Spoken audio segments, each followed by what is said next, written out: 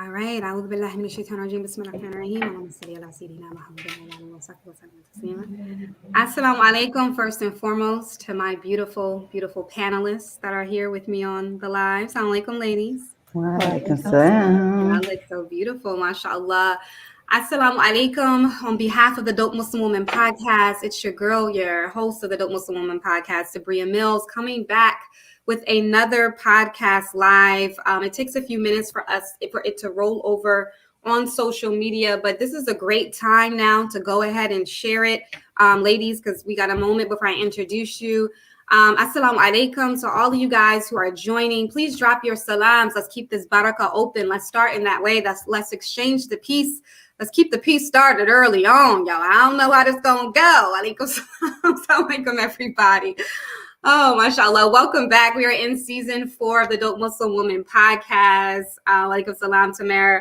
We are in the season called From Heartbreak to Dope, navigating this journey. We are in series, the Radical Love podcast series, and all of these sort of conversations are in the realm of love, loving the creator first and foremost, and facilitating that love within us, and inshallah facilitating love in community with one another. So may Allah allow that to be so today on the live. We have a dynamic podcast for you today. It's a lot of moving parts, so you guys got to stay with me throughout the show. But I'm about to introduce our first set of guests here, which are our ladies. But I wanted to start off. And walaikum salam to everybody who's giving salams. Thank you for starting off with that barakah. I wanted to start first and foremost with introducing my dynamic co-host. As you know, she is a part of the Dope Muslim Woman podcast family. She has co-hosted with me so many times. I don't know the number, but she not only is she a phenomenal co-host, but I would call her co-content creator. She helps me facilitate a lot of this content. I throw ideas at her. She throws them back at me. So may Allah elevate this sister, because she does it in the background. She doesn't have any she doesn't receive any weekly recognition, but I recognize and acknowledge her for the work that she does. But she's also the owner of More Tress Salon, is located in Townsend, Maryland, and her new location is in Austell, Georgia. She is a hairstylist. She can be found on moretressesalon.com. She's a phenomenal human being. I am so proud and happy to welcome Ziada Dean back here to the show. Assalamu alaikum, Boo-Dang. Wa alaikum salam. Thank you so much for your kind words. It's always an honor to be on the Dope Muslim Woman podcast. It's been a little minute, so I was happy to be back on tonight. I look forward to this podcast. For the right convo, right? Yes, absolutely. Yes, ma'am. Absolutely. Alhamdulillah. We are also joined with a phenomenal sister. She graduated from Fisk University with a bachelor's of science and a master's in chemistry. She worked in the chemical industry for over 17 years and currently works in the feminine hygiene industry as a senior process engineer and project manager. She was married for 24 years with 2 wonderful children, and a daughter that's in pediatric residency and a son in high school. I would like to officially welcome Sister Malika Warner to the show. Assalamu alaikum. Walaikum assalam. Thank you for being here, beloved. And I have here my sister. She is my dear sister. She's currently a psychotherapist working for Yale University. Come on with it now. Can we just give it up for the 2 sisters working for Yale University Department of Psychiatry, providing treatment for youth in Connecticut's juvenile detention centers. She's a mother to 2 boys, aged 4 and 6, and a full-time doctoral student. Her favorite self-care activities include spa days and traveling. Welcome, sister. Which I know you prefer Dominic.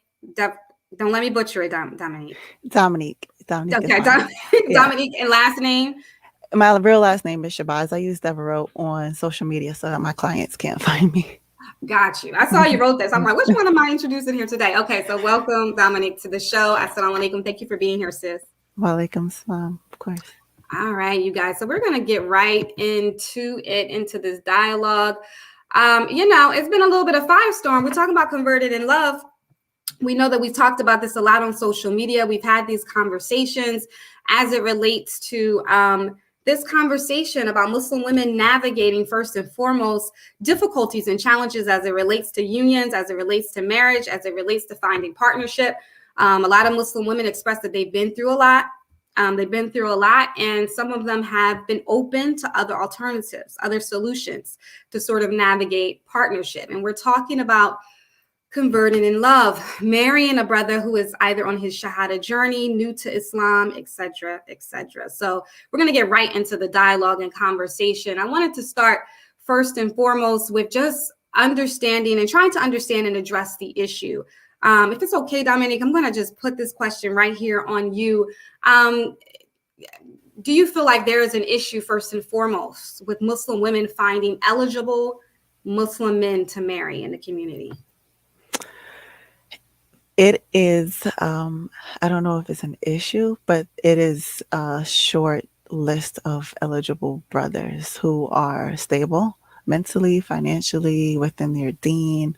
And so when we're looking for compatibility, there is not a lot of choices available.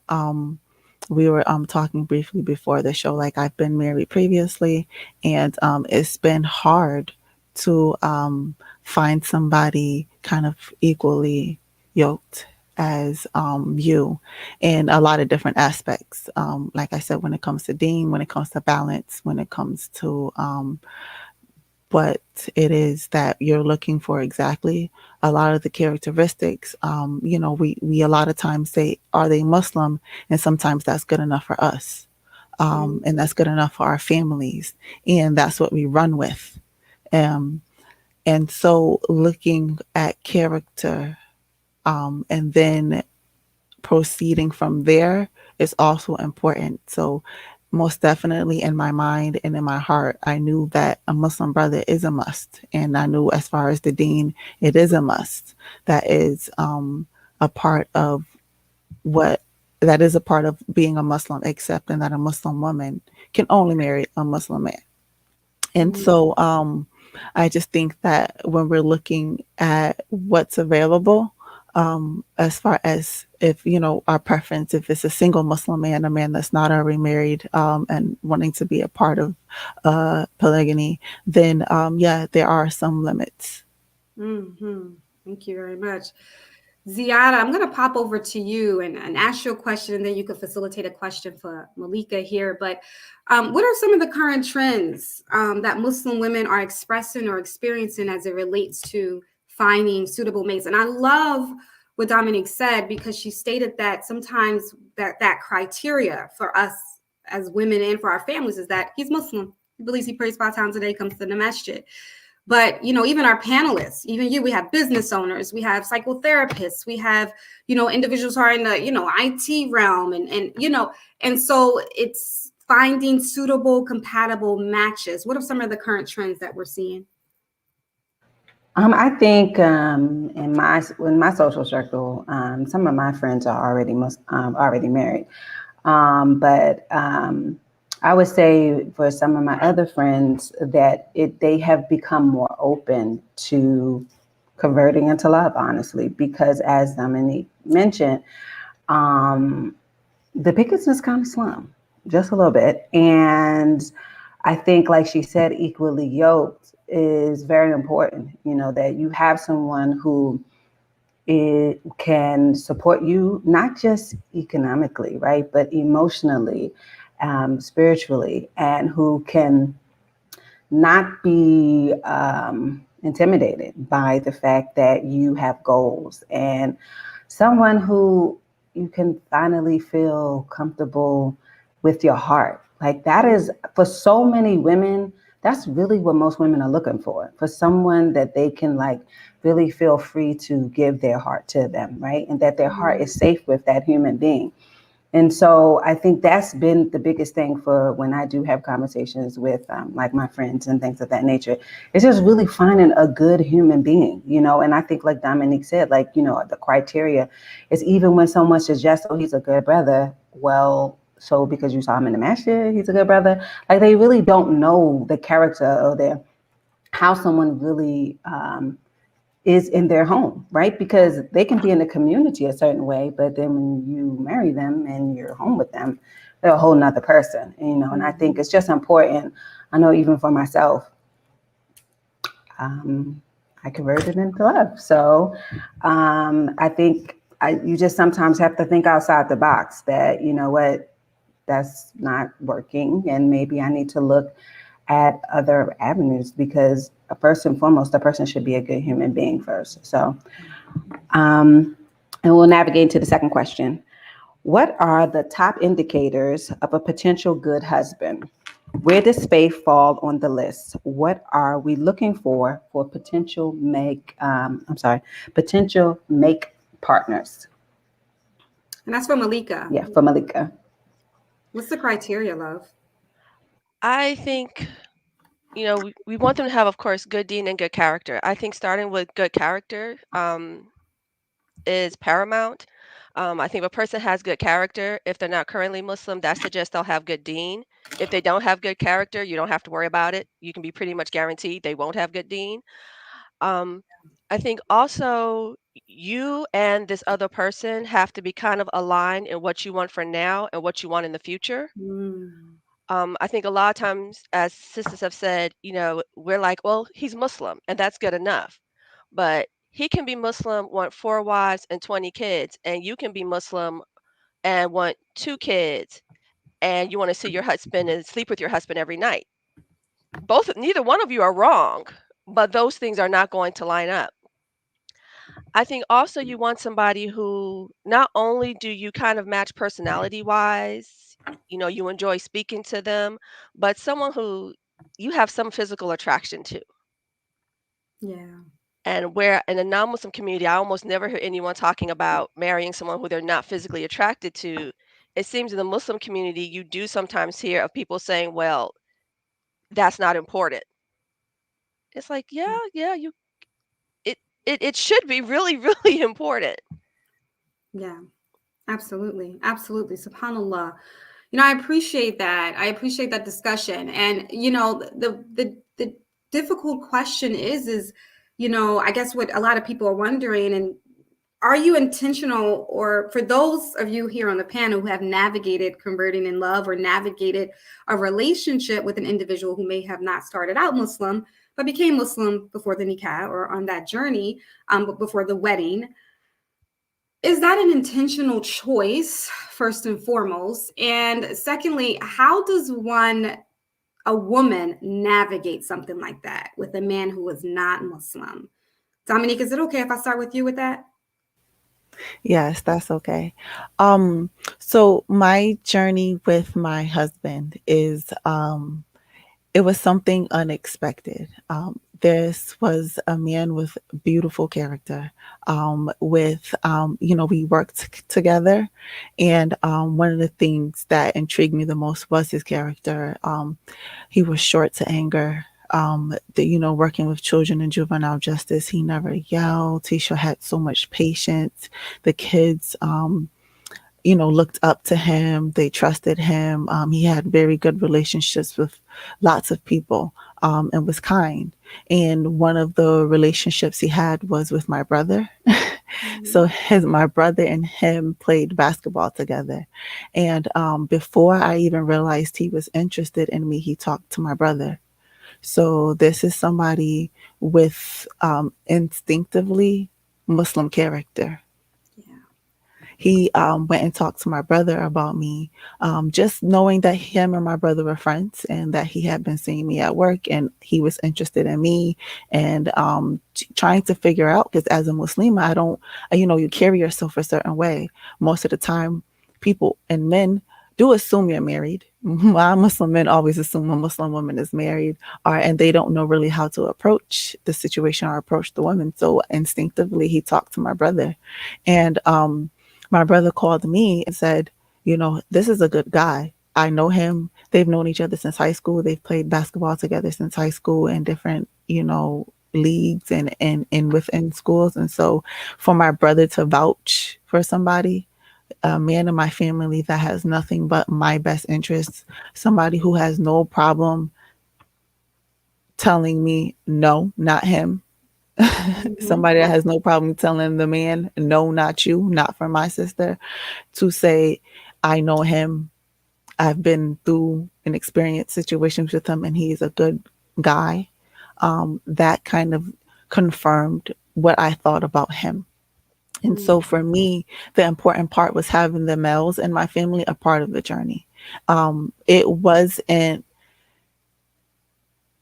a secret. And I think you can get caught up and wrapped up in a whirlwind if it is a secret and you're constantly trying to, I mean, you can't hide from the law. That's the first and foremost, right? So, when talking to my mom, my brother talked to my mom about it. My dad was one of the last people I talked to about it. That's just for how I'm a daddy's girl. And so I'm like, I want things to be right. I want him to, um, be proud and approve of whatever I'm doing. But I had my brother involved, my uncle involved. And I mean, it didn't take that much longer for me to pull my father in, but it is important to have the men in your family involved in this journey. I mean, there's so many times men have jokingly yelled to me on the street, "Oh, I'll convert for you. I'll right. what master, as a joke, just, Mhm. and you can't take them seriously. So knowing somebody, having Wali's involved who can check intention and be around to make sure that things are, progressing in a way that is positive and can most allow, I would say, Mm, is important. Don't go about it yourself. It's not your job to continue to give dawah. It's not your job to convince him of anything. And I feel like for me, one of the most important parts of it is, being attached, but being unattached at the same time. When, leaving it up to Allah for so much. Like, I'm just like, honestly, was in love before we got married.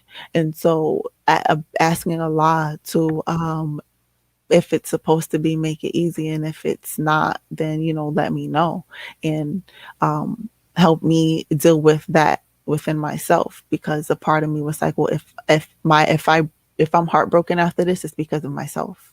mm, If it doesn't work out. But if it works out, I'm very, very grateful. And we tell each other every day how grateful we are for each other. And subhanallah. yeah. SubhanAllah, that's so beautiful. That's so beautiful. And such dynamic advice. Malika, I'm popping over to you. What does courting a non-Muslim man or a man who's interested in the deen, what does that look like? What are some ways to navigate that? So in my situation, we were both in college. Um, and I'm from New York. I'm from Brooklyn, but I went to college in the South, in Tennessee. So got there, was like, okay, we're just not going to get married anytime soon because there are no Muslims here. So, oh well. Mm, Um, so he started approaching me and talking to me because we're actually I'm in a sorority and he's in a fraternity. So we were seeing each other a lot at fraternity and sorority events. And we got to talking. And, he kept asking me out. And I'm like, I'm Muslim. He's like, well, what does that mean? I said, it means I can only marry a Muslim. right. Let's just put it plain. I can only marry a Muslim and we don't date. He said, well, how do y'all get married? And I had to think about it.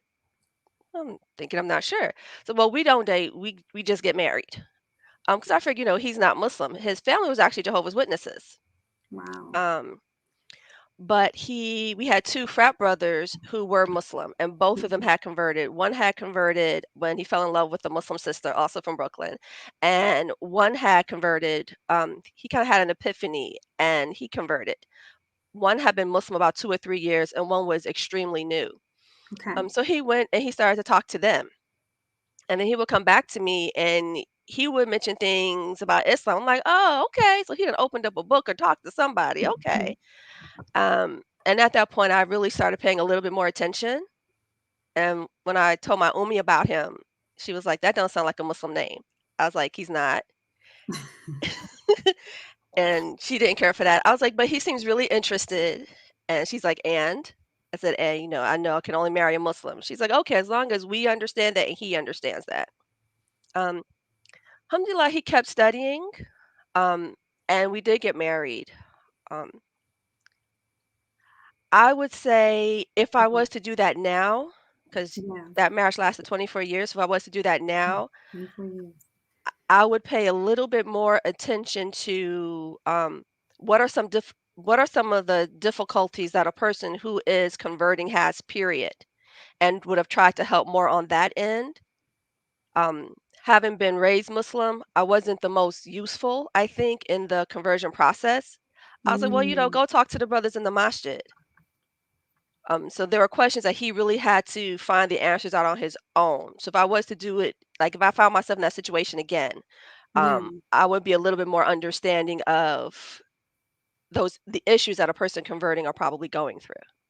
That's great. That's great. And Ziad, I'm gonna pop over to you for a second, but I wanted to pull in Sakina's question for Dominique in particular. She said, your husband had to take on the responsibility of the five pillars. Did you have to be patient with his Islamic practice, lack of regular prayers 5 times a day, salat or fasting? How did you navigate that? And of course, what you're comfortable in sharing. So he participated in Ramadan and fasting with my family before converting. He learned Salat. He did a lot of studying on his own. A lot of studying with my brother, my uncle, and he very early on knew that there was no God but Allah. Mm-hmm. So I think that was integral. Like, that was very, very important in him making the decision to become Muslim. He stood in a place where he actually really wanted to make sure that he wanted to be Muslim. And I respected that a lot. So he, participated in Ramadan for as much as he could, fasting and, learning the Quran, reading, learning how to pray. My uncle taught him Salat and surahs. And so it was, I was patient, but it was before we were married. So that patience was, after being married, there wasn't that much for me to actually, like, I would not teach him, but show him. He had a good example already of Yeah. how a Muslim lives and what a Muslim does on a daily basis as far as their deen and practicing. So it was, I mean, he read books. We read books together. It was, our courting was a lot of reading together, I would say. And he loved it. Like, he loved me reading to him. And so it was, you know, it wasn't that much. I feel like we learn every day, and we're still Right. continuing to talk about things, certain, things that are found in hadith and things that, we continuously learn as Muslims through our journey. So, and I feel like it's not much different than it was with my previous marriage with a man who was already Muslim. And I think that's where, and Ziad, I'm popping over to you. Thank you, Dominique. But I think that's where the huge pushback, or I don't even know if it may be a misconception. I'm sure it's definitely a valid concern, but there is a sort of overall thought process that the woman has to do all the teaching to the brother. She may have to, he can't lead, he can't, but as Dominique explains, that foundation was there. He went ahead and learned himself. They supported each other in growing and learning. Where do you feel like that and first of all, do you believe that's a misconception? That if this sort of union occurs, that the woman has to take the lead in the teaching and leading. Oh, okay. So sorry. Oh, you got off screen, Ziad. I can still hear you though. Yes, I'm sorry. It's okay. Please forgive me. Oh my goodness. I'm sorry. While she's getting it together, do Yeah, you mind if I make a statement? So, please. I am not the leader in my household. I just want to make that known. My husband is a leader. He Yeah. leads. He's the head of this house, and there's always somebody who will, I guess, be a little bit more knowledgeable in the deen, but that does not mean nobody has anything else to teach. My husband teaches me a lot. Um, and we work together to always refer it back to how it connects to Islam and what is found in being Muslim. Mm-hmm. So yeah, Okay. I'm not the leader. I appreciate you saying that, Ziad. Are you back? Yes, I am. I'm sorry. Okay. So I would say that I think that misconception just comes from honestly, it's so frowned upon in the Muslim community. So I just think that that misconception is out there because they want to discourage Muslim women from looking at other options, when and so I just believe that that's just something that has been put in the community so that Muslim women can be fearful of looking outside the box, and I would say, I think with anything, it's a personal decision, as far as like, if I think as if the older you become as a woman anyway, you shouldn't lead anybody, like, if this is, Allah makes Muslims, he's the only one who can change the condition of someone's heart, and for them to see that Islam should be for them, and even in my situation, I don't, but he was already studying for 2-3 years prior, and Allah really changed his heart for him, and alhamdulillah, he recently took his shahada.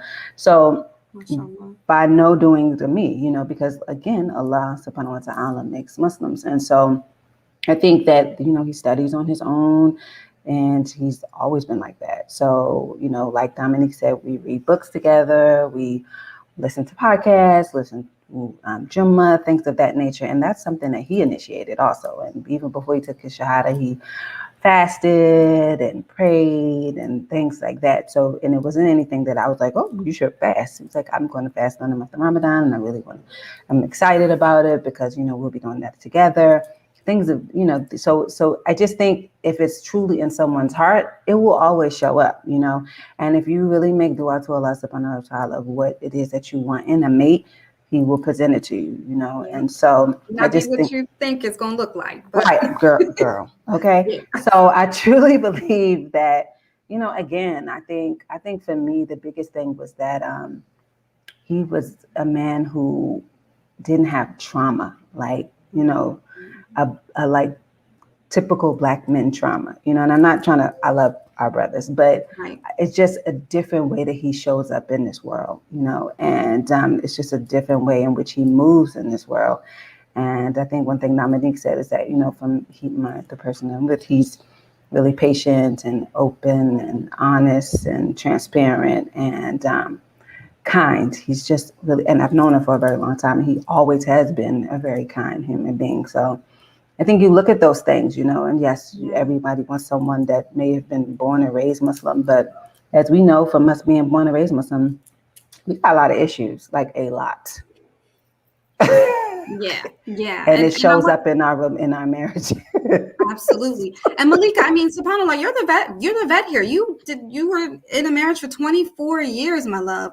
I really want to know about the ups and downs, the pitfalls. I what some have said is that it may be easy in the beginning when the person has that zeal, that new shahada zest. But as challenges arise in a union, in a marriage, and challenges arrive with an individual, sometimes the fear is that an individual may slip back into old habits or just kind of what's more known and comfortable for them.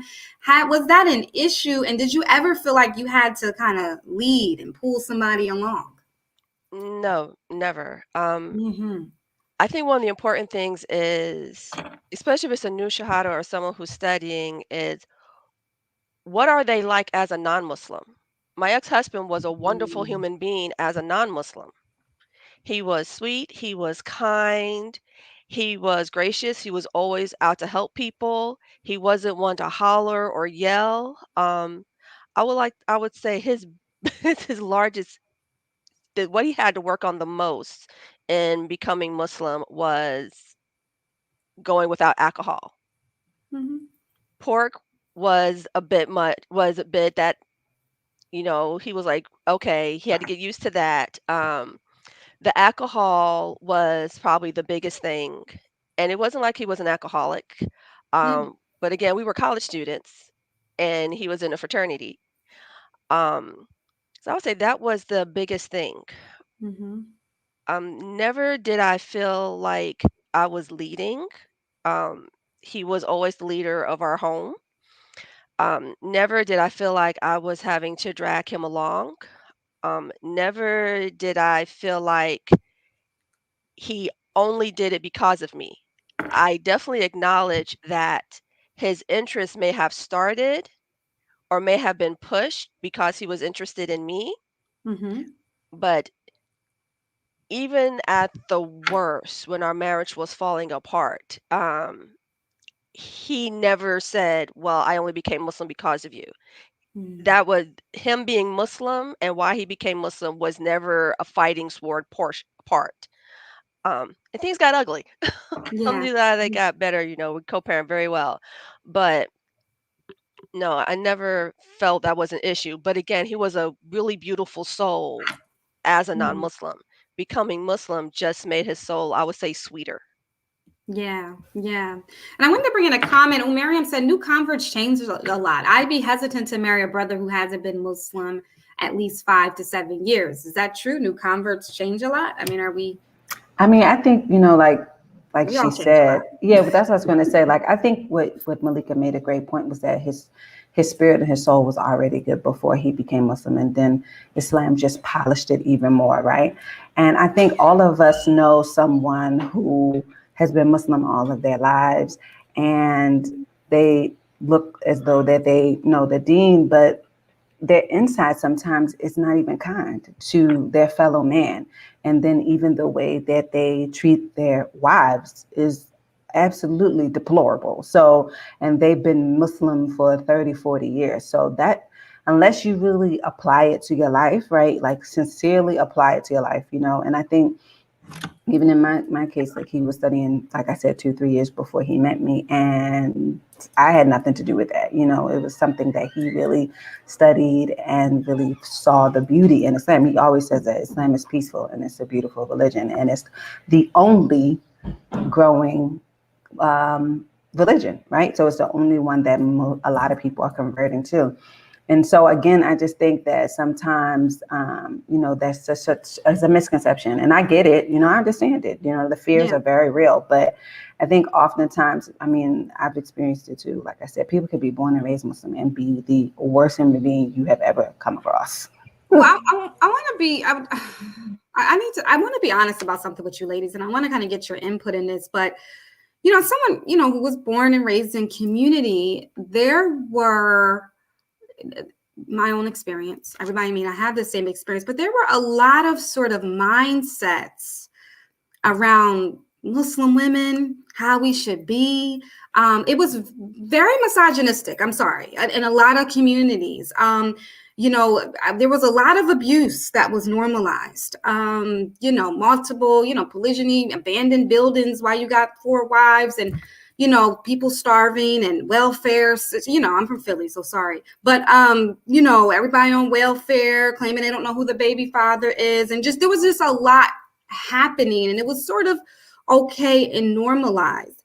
Now I'm not painting a picture for like all Muslim men, and I know everybody has different experiences, but some of the trauma that we've seen, even some of our mothers or some of the women in community go through, I mean, is it so odd that our generation or that they want to see something different, and that sometimes the mindset that was sort of presented in some of these communities is just too difficult to navigate and shift as we become more educated and understand that that is not something that we want to accept? And that's for anybody to answer or comment on.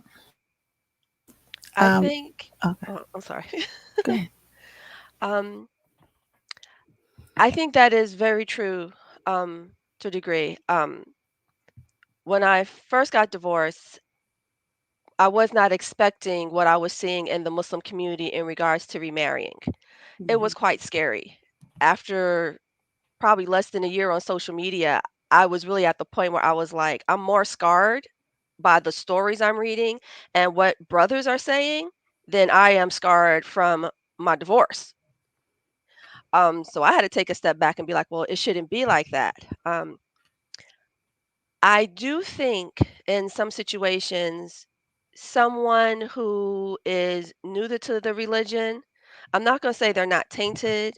That is about tainting, but those ideologies haven't been fed into their brain and told them, well, this is the way it's supposed to be.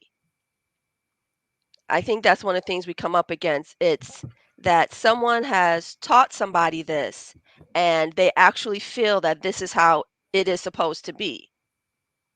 That this is the only way a Muslim woman can get to paradise is through this path, and that it's a man's job to beat her along that path in Mm-hmm. one specific way for her to get there. Um, and unfortunately, it's having a negative impact on our community, and I think it's having a negative impact on the sisters most of all. Because what, you get one husband, Right. and for some reason, when a marriage ends, people don't seem to look at the brother as negatively as they look at the sister.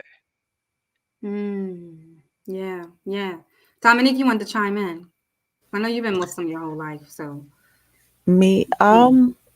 I was young when my father converted. Okay. Sorry, I didn't mean to So, ask you. no, it's okay. I think a lot of people do think that I was born to two Muslim parents. But my father converted when I was younger, and so I was raised in a community. A lot of people know me from like 8, 9 years Mm-hmm. old. So, yes. Um, I mean, one of the things that, speaking of just how things have been operating for years, and we see a lot of sisters converting in love, and it's nobody winks at it. And so that's one of the things that my mom said to me. Well, sisters do it all the time. Right. And she was like, if he wants to convert because he understands the religion and he knows, she was like, don't think anything of it. That is not a reflection of you, Dominique. And so my mother really helped me along in destigmatizing the whole thing for me. Um, Along with having the support, like I said, of the men in my family in the journey.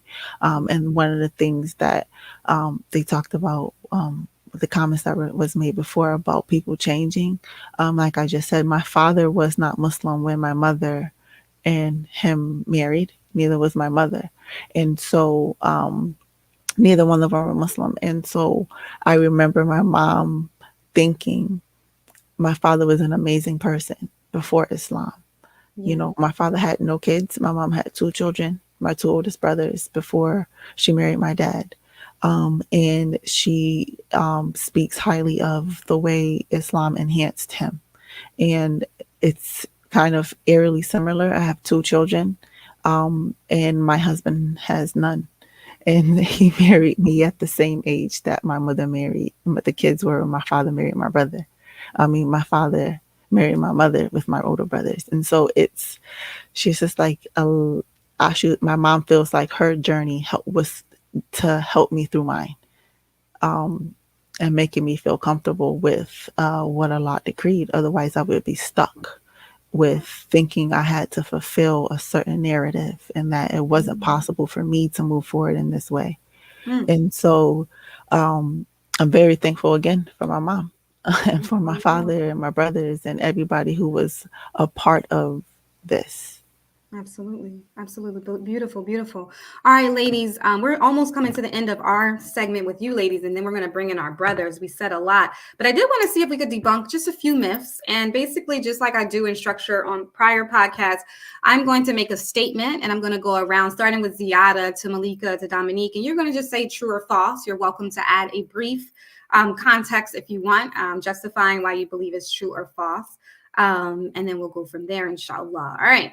So starting with Ziada, so a lot of it's been stated, I should say that it's been stated that a lot of these sort of converted in love brothers state that they will convert simply to have sex with Muslim women. True or false? Do you agree or disagree with that statement? False. Okay. All right. Malika, do you have False. false? Okay. Dominique, False. false. Okay. Any context to that, or any under like where that sort of comes from? I I don't think believe any person, especially a man, is converting and changing his whole religion just for sex. Exactly. Especially in today's Really time. crack.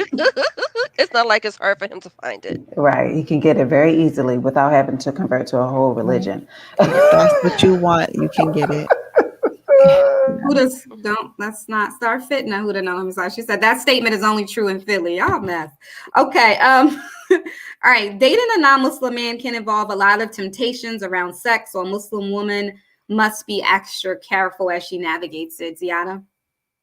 I would say false. And you can be with a Muslim man and they I hope. pressure you a lot for sex. So, I mean, I think It just depends upon if they're the human being. And not only that, like you have the choice to set the tone in your relationship as to what you're going to do and what you're not going to do, you know? So I think we forget that you have the power.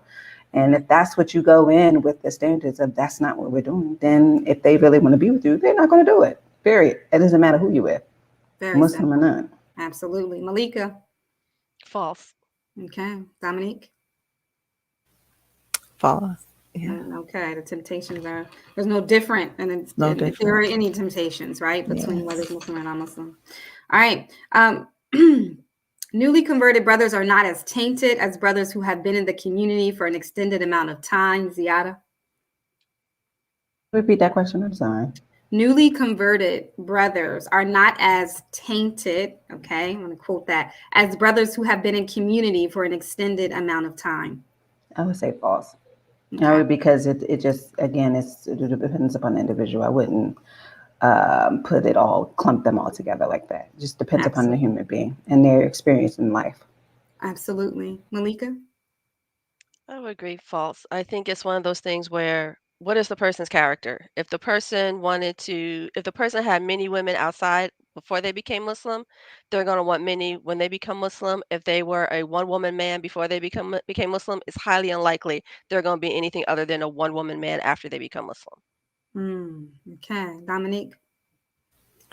I'm sorry, I lost what the question was. I That's was okay. listening to the So, answers. newly converted brothers are not as tainted as brothers who have been in community for an extended amount of time. Oh yeah, I think that's false. Like they said Yeah. previously, it's all depends on the individual. It has nothing Mhm. to do with the amount of time in the community or being Muslim or non-Muslim. Trauma shows up in people. Period. Yes, absolutely. SubhanAllah. All right. I've also heard this. Many men who convert have better outcomes as it relates to finances and their understanding of how a woman should be treated. Ziada. Um, I would say, And of course, we know it's not generalized yeah, it's not generalized. based on I individual think experience. again, it's really up to the individual, like how they were raised, their views on like what financial support looks like, you know, how they, I think coming from like a so-called non-Muslim background, they tend to see like two parents working together to build a certain economic structure. And oftentimes, sometimes in, you know, traditional Muslim homes, the father works and the mother doesn't. So sometimes financially, you're not able to build as much as a team, you know. So I could see where someone could say something like that. But again, it just really all depends upon someone's background, like what they've seen growing up, or an example that they've seen of what couples look like to coming together to build financial stability. Absolutely. Malika. False. I don't think it's true. I agree with the sister. I think it's more of how were they raised and how are they living. I don't think being Muslim or non-Muslim teaches you how to treat a woman. Well, actually, being Muslim should treat you how to treat you how to treat a woman better. And I don't think either one teaches you about finances. hmm Absolutely. And Dominique. Yes, I'm gonna agree with them that it's false. It's very much how somebody is raised and what they've learned, not based upon being Muslim. Based upon being Muslim, absolutely. Hmm. I appreciate you guys speaking to this and discussing this with us tonight. Our brothers who are gearing up to be here are still kind of coming into studio, but I did want to go ahead and just add in some of these comments and see if we can address some of them here tonight. So one of the things Raida said is that, Dominique, you had great family support. That seems like it would make it a lot less scary. What do you have to say for those women who may not have that same level of support? What would be some advice you would offer them? Don't go at it alone, even if it's not family. It, like I said, it wasn't my. I don't feel like it was my job to give continued dawah and lessons and things like that to the brother. So it's like I said, not making it a secret or something you Mhm. have to hide takes the shame away from the situation. I was not ashamed in the situation. And so when you're constantly trying to, um, tiptoe around what you know is kind of the right thing to do, and you're like, um, hiding it from people like that, just that's not a good foundation. Being honest about what it is, just being honest about what it is the brother that I like, and he's not Muslim. Mhm. And finding somebody to help you through it with good intentions and who's not going to shame you. I was fortunate enough to not be put in a place where I was made to be felt like I'm wrong and this is wrong and it's going to be a problem. I think that pushes people to secrecy. And Mm. so making sure that you are open with somebody about it to kind of make your checks and balances. Yeah, absolutely. You know what, Ziada and dear sisters, I wanted to add something in. We did a live yesterday with Mecca, the co-wife coach, and we kind of talked about this discussion because it came up. We talked about converting in love, and we were just talking about this as we are today on the platform. But one of the concerns came up as it relates to polygyny, and that's more of a suitable, safer option, and that sort of should be a recommendation. Or why isn't that more of a recommendation for sisters who are navigating or challenged with finding suitable mates? It seems to be more aversion to that over finding a brother, and I'm only quoting, okay, what has been stated. Finding a brother who we're not, it's like taking a huge, gamble. You're not sure how stable he is, as far as Dean. What do you have to say in regards? I'm start with you, Z, as it relates to correlating polygyny and this converting in love um, to the combo. Um, every Muslim sister doesn't want to be in polygamy, and they don't have to. And I think you take a gamble regardless. I mean, quite honestly, you take a gamble with someone and you get married and it doesn't work, So it's not really. I didn't even look at it as a big gamble, quite honestly. I took a Right. gamble with Muslim men, and so didn't pan out so well. So I mean, I'm just saying, like, you take a gamble with someone because you don't know that person. Like, if Right. in Islam we're not like dating for forever, or so it's, what I mean. It's just it's very different. So we literally are going off of faith that inshallah this should work, right? So again, I think that's a misconception, and every sister is just not trying to be nobody co-wife. Like, I don't want that. Like, I don't come second to nobody. So not today, not tomorrow. So that doesn't mean I have to do that. Like, I'm not, if that's what someone wants to be, alhamdulillah. But that's never been me, and I've never had to do that. So I don't think it's, again, I get her point to a certain extent, but I don't see it as a gamble. I think it's a gamble sometimes when you just marry someone that you've known or been Muslim for all their lives. It could be a very detrimental gamble as well. And So. Sister Mecca yesterday, she stated that she would recommend that women give it time. Don't like give it time for the brother to solidify himself in the deen prior to marrying. Malika, what do you say about that recommendation?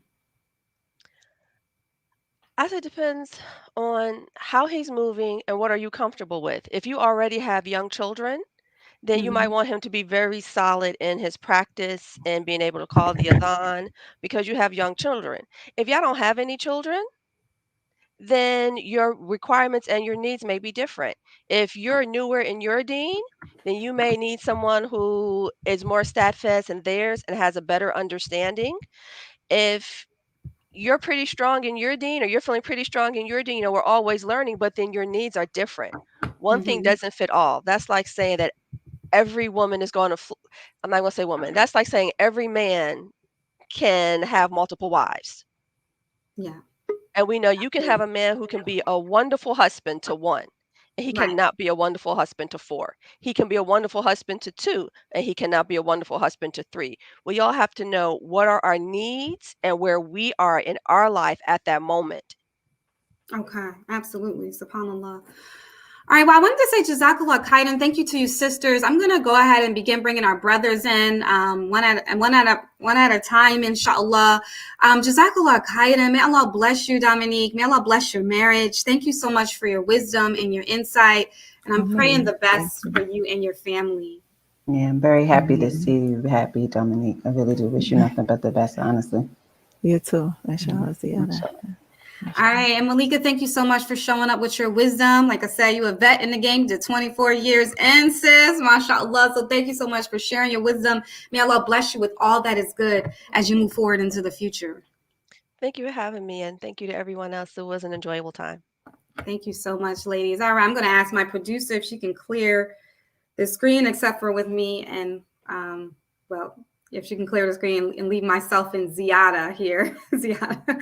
MashaAllah. So I'm going to go ahead and introduce one of my bros here. I know, yeah, let's bring brother Mujahid to the stream, please. Assalamu alaikum. Wa alaikum salam tullah. Can you hear me? I can hear you, bro, loud and clear. We can bring the other brother in, Malika. Assalamu alaikum. Oh, man. Mujahid, assalamu alaikum, Mike. What's going on, man? It's been a minute, man. I ain't seen you in a long time. Hey, we here now, alhamdulillah. We here now, alhamdulillah, yeah. It's so interesting, if I could say before I get official. It's like every time I think of like two brothers, I don't know the relationship, but y'all end up knowing each other, having a connection. MashaAllah. Hey, it's always a treat when the real ones meet. Right. All the time. I apologize. I'm on this phone. I was trying to get on my computer, but I was having problems, and so I had to plug the phone in. But here we are. I'm glad y'all here, mashallah. So we want to officially welcome. I don't have a long bio for my brothers, but I want to officially welcome. I know most people are familiar with these brothers, but they're phenomenal in community. Bilal, you're from Cali, right? No, I'm from New Orleans. Born and raised. From New Orleans. Okay, mashallah, from New Orleans, and he's a chaplain in the prison. That's why I'm in the jail now. So if the phone go out, that means they arrested me. Some popped off in the jails, mashallah. We appreciate you logging in while you working, brother. If you could also just officially like drop a little bit of info about yourself, Bilal, that would be helpful. I mean, most people know me. I mean, bunch of kids, Cali, New Orleans, Atlanta, East Coast. I mean, it'll come out in the conversation. Okay, mashallah, mashallah. And brother, they call you Brother Moo out there in Detroit. I know, mashallah, I have a lot of friends that recommend you and speak very highly of you, brother. If you wouldn't mind just introducing yourself a little bit for the community. Hey, what can I say? No, just alhamdulillah, everybody call me Moo. It's short for Mujahid. Son of Imam Luqman, the late Imam Luqman. I do a lot of things, so we don't have that much time. Okay, so, mashallah. They can look me up if that was the case. I'm still trying to figure out why I'm here. Yeah, because listen, your sis was the one that said get Moo on, so we gonna see in a minute. But mashallah, thank you for joining here with us here today. We're having a conversation. We had it with Muslim women. We're talking about converting in love. A lot of Muslim women are sharing their experiences in prior marriages, experiences in community. And, they're talking about a different option, Ziyada, right? A different option as we navigate marriage and union and, finding suitable matches with brothers who are interested in the deen. And that's sort of what we're talking about. But I'm just going to start right off with the question. Bilal, I'm going to start with you. Do you believe it's healthy for Muslim women to prefer, we're going to start with that, new converts or brothers that are interested in the deen over brothers who have been practicing for years? I mean, so everybody's preference, their own preference. I can't tell what people to prefer or not. Mm-hmm. We have to also look at what works. I can speak for my own children. I mean, I got daughters and they're adults. So if I had to choose between a person who was new and a person who experienced, it's just based upon, how they carry their deen, how much they're in their deen, how much they're practicing. So right. You can have a fool that's been Muslim for a long time, and he's left a trail of abuse, along the way. And then you can have somebody who's new and have the same, they starting out their trail of abuse. So it's all about looking inside the heart, the mind. I call it the citizens that's inside the person. Right. and checking them out and seeing, if they're a viable mate for who you are for my children. So I can't tell anybody who their preference is, but I heard Right. some of the conversation, the background conversation that you've been having about Yeah. sisters wanting to convert brothers. Now that's a whole nother conversation, but I'm gonna stop right there. No, dude, go. You could comment, brother, sister. He freezes right at the moment. You see that, brother Mo? He hit the pause button. You're gonna start it and not finish it. No, All right. So, okay. brother Mujahid, the bigger issue here is that a lot of Muslim women are having a difficult time navigating with the shortage of Muslim men, available, compatible Muslim men. What are you, and a lot of women are frustrated as it relates to just having to navigate some of the unhealthy relationship situations in the Muslim community.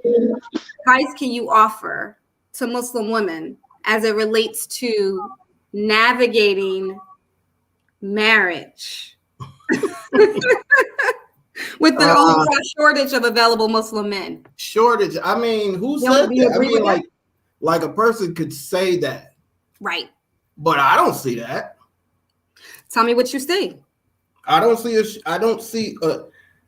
Okay, so from men's perspective, I hear from men that there's a shortage of wives.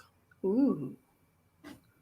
Okay, so I've heard the argument from females saying there's a shortage of suitable men, and then I've heard from men, good stand-up men that I know for years, say it's a shortage of wives, suitable wives. And so it becomes sometimes, of course you have the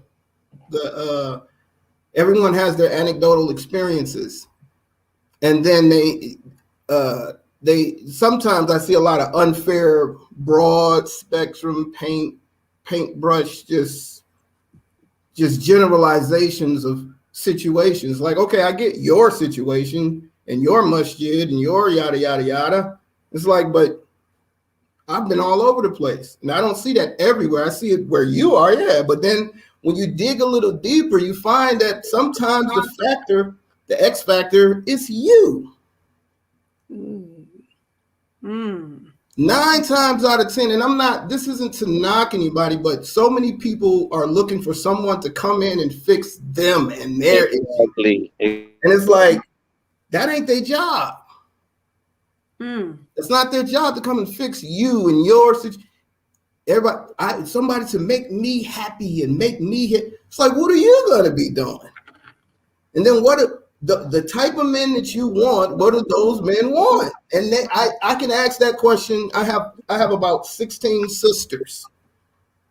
All right, and I can ask different ones. It's different situations for different people, but I can ask, and it turns out, it's always crickets when you ask those kind of questions. If I ask the female, because everybody just listens to the sister.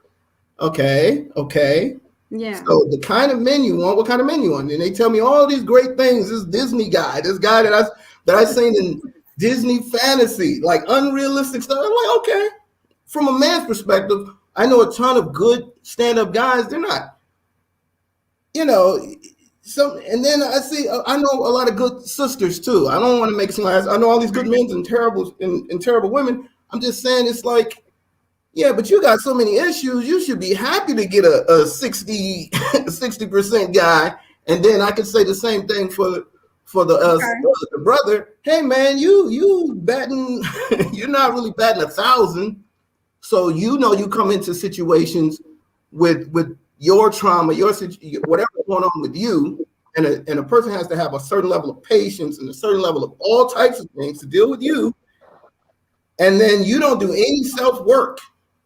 And you definitely don't work towards, finding out what the person that you do want, you find out what they want. And if you can do that, like a lot of times you'll find out that the person that you wanted was right there in your friend zone. Right. They've been there all along, but you're just ignoring them. You waiting on the Disney guy, and then get mad when the Disney guy doesn't show up. It's like, come on, man. I love so much of what you said, Brother Mo, because I always say That's what I see a lot. I'm just saying. I see that. No, I appreciate that. And Ziada, I know, and I'm coming back to you, Bilal, because you made a point and then you froze. But Oh, yeah. Ziada, I always say, we attract from the place that we are. If we're only seeing, broke down, no good, abusive brothers, perhaps we need to do some self-evaluation. What do you have to say in regards to that, just as a Muslim woman who's navigated, the community? I totally agree with what he said. I think oftentimes people do feel as though if you get into a relationship or marriage, that this person is going to make you happy, or they're supposed to make you happy. But if you're not happy with who you are by yourself, you're not going to be happy with anyone else. And if you're not happy in your own space and your own being by yourself, and enjoying your own company, no one else will, and like he said, it's very important to do the self work. Like, you really need to evaluate, why does this keep showing up for you, right? Why are you continuing to choose these mates who have these character traits, right?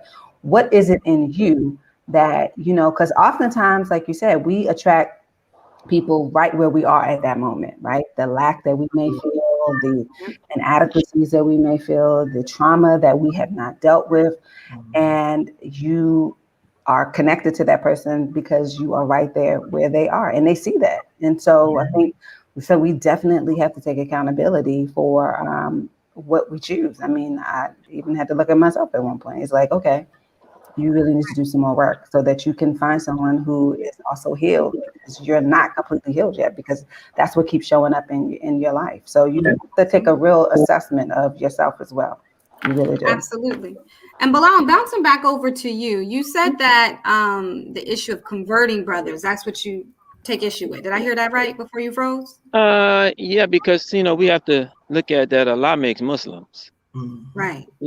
How you going? I mean, I got a whole family that I would love to be Muslim, but I can't go and tell them and make them got some kind of special sauce that I can sprinkle on them to make them Muslims. And if anybody become Muslim because of other than Allah and His Messenger, then what do you get? Because you're attractive and because you're beautiful, because you got some special peach in your pants that you're gonna convert to brothers. That don't work at all, And I just want to say something about two words that damages relationships are love and happiness. This idea of love, like people enter into relationships, on the front end, it's all about love, love, love, love, love. It's to be too much of that, especially if you reach a certain age. I can see if you're 25, 23, and you kind of new and you went into it, but if you're 35, 30 and all that, you got love on the front, that's a problem. And then happiness, like, happiness is a fleeting emotion. Like, if you're not trying to please Allah and you're all about happiness, your state of happiness, that changes all the time. Like I tell my children, like, I bought you an iPhone 4 2 years ago. You was happy with that thing. Where is it at now? So love and love love and happiness. You clapping? You think that destroys marriage? That destroys marriage. If I could just chime in, Bilal. Let me go a little bit more. Let me go a little bit more. Okay. See, Allah says love. Allah puts love in between hearts. I agree. The definition of love that we're getting from this environment is not love. It's infatuation. It's got some other stuff going on. I'm not saying love is built over time. It's what you saw your grandmother and your grandfather in. It's when you traverse a lot of different, terrains and now you can say, okay, I can look up at this person. I took them off the showroom floor, 10 years ago, and here we are in love. We still have that. But that front end love, and you already got 2 or 3 kids, you've been married 7 times, and you still looking for love. Come on, man. Well, okay. Moo, chime in for a second, but I want to sort of kind of understand it a little better. Moo, were you going to add a little bit more context? I understand what he's saying, because he's saying, like, those who know understand it. It makes plenty of sense. It's that in the beginning thing, like, that's something to lead with. No, Allah didn't even say that in the Quran. Allah says when you come together, and if He decides to put love between, it may be that He will put love between you. See, there's a thing, duty, responsibility. People forget about that. Those things should be driving factors in the beginning, especially. And those are building blocks. So, okay, so if we don't have love, I don't mean to cut you off, but I do want to. So if you're saying that love shouldn't be a leading force, right? And I understand to a certain extent what you're saying, but I do think I've heard brothers say that sometimes, and I'm also a little bit cautious because I also should hear a lot about what is recommended in the Quran for men. First and foremost, it's the kindness, it's the compassion. If you're not leading with love, are we leading with that over duty and responsibility? Because a lot of our marriages are cold, you know what I mean, and that's not what they're supposed to look like, and that's not the recommendation. So I need to hear a little bit about are we leading with that as well, or Of course. I'm trying to say it. So I mean, well, he was No, saying but I'm saying because I see love in your title, and then I heard y'all talking about happiness. That's why I kind of jumped on that, because I just hear, the whole idea of just, of course there's responsibility and duty and likability and attraction and all of those things come with it. But I'm talking about this, love is just like that's the end all be all. If I'm not loving this person, then what about trust? Yeah. Like I take trust over love any day. all day. I think, what I think his point is what he's also trying to make, and I'm just paraphrasing, is that oftentimes if you lead just through love, right, you are blinded by love because you miss things of a person because you're so in love with them, you're infatuated with them. So you really can't determine whether or not this person may be a really good mate for you because you're so in love with them, right? And so I think growing into love is a realistic thing, it's like he said, as you become older, I don't think you should be like madly in love with the person like first, and then you're like, oh God, I gotta marry them because oh my goodness, I'm just so in love with them. I can't live without them. You know what I mean? Like, you should never. The only person that you should love that way anyway is Allah Subhanahu wa Taala, right? Before anybody. So I think his point is valid. He's not saying that you shouldn't have love in your marriage, right? Because you can't be in a marriage with somebody and genuinely not love who they are as a human being. So I think that's important, and trust is important because it's not just trusting like, oh, okay, are they gonna slide to this person? For me, like I was saying, as a woman, can I trust you with my heart? That's the huge thing. Are you going to be gentle with my heart where I can actually trust you to let my guards down? That's what everybody wants, men or women, basically. Let me pull. I appreciate that, Z. Let me pull Brother Mujahid. Go ahead. You were going to make a comment. Okay, because just for an example, it's like what you call love, I might not call love. And what he calls love, she may not call love. So it doesn't mean he doesn't love you. We may have different types of love. But what I consider to be loving me may be different what you consider to be loving you. And so if you look at what does love actually mean, it just means really technically to like something a lot, technically. But when you go further, if I ask you what's love, you're going to say, oh, it means this. You're going to say all of these different things that it means to you. And it doesn't mean you're right. It doesn't mean you're wrong. You're right. And then if I say, well, that's not love, and then I say, well, this is love, I'm right in my way, but it doesn't make you wrong. So you can't even lead on something that's so ambiguous like that. It's like it means so. It doesn't mean anything completely. It just means certain things to certain people. And then if you ask some people, I remember growing up, people used to say, well, if you can't stop thinking about the person, then it's this, that, and that. All you think about all day. And I'm like, if that's love, then what's infatuation? Yeah. What's being obsessed? What do these words mean? So they use all these other words and throw them under the definition of love. And it's like, well, how? What do those words mean? What does this mean? Right. So just to, and I hear exactly what you guys are saying. I'm understanding the balance here, but I do want to go back to this conversation as it relates to converting in love. There is, I don't want to be dismissive of it. There was a Muslim woman not long ago on the live I did, and she said she's losing hope completely in navigating Muslim marriage, that there's a lot of pain, a lot of trauma. There's a lot of dismissiveness around some of the actions of our dear brothers as it relates to navigating Muslim women. I heard you, Brother Mu, and I agree with you 100%. But we also want to acknowledge people's How you doing? experiences. All right, doing good. Right. So we want to acknowledge people's experiences. Bilal, is there really an issue, though, as it relates to the treatment of Muslim women in some constructs? That's valid. That Muslim women are really frustrated with navigating Muslim marriage with a lot of these brothers that have been practicing for a while and community for a while. Is there some validity to this concern? Of course there is. I mean, you're gonna find problems where there's people. So, sisters got to remember that they control access to sex, and men control access to relationships, right? And sex is the entry part. Like that's their bargaining chip, you know. And if somebody's gotten to a certain age where they're frustrated with, I was just talking to a sister the other day, and just hearing all the bad men she chose, I can see why she's kind of scared she's gonna die alone with some cats. Right.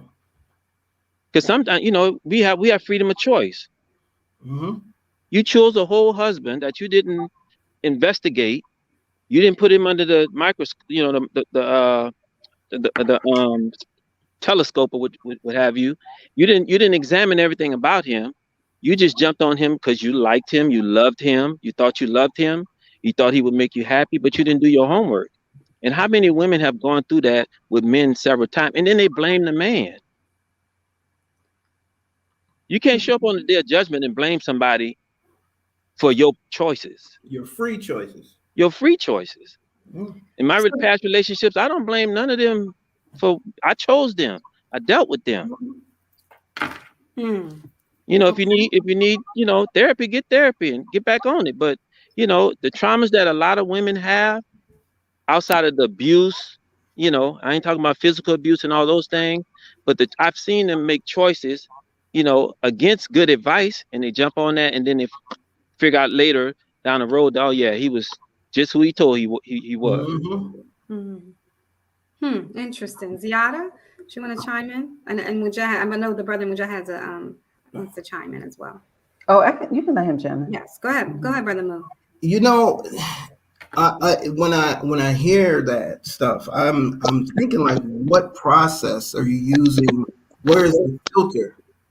Like, how are you screening these men? Because that's what your father is for. Now, I'm not saying everyone has a father. Okay, I'm not saying that. However, that's an important piece to the puzzle. You have help. We're supposed to have this help. Let's say that. So if you don't have it, this leads to things like not being able to pick and choose properly. Okay, and so, like, if you look and see, like, in other cultures, because I mean it's a problem across the board. It's not like a Muslim issue. I don't think it's got anything to do with the religion. I think it's people.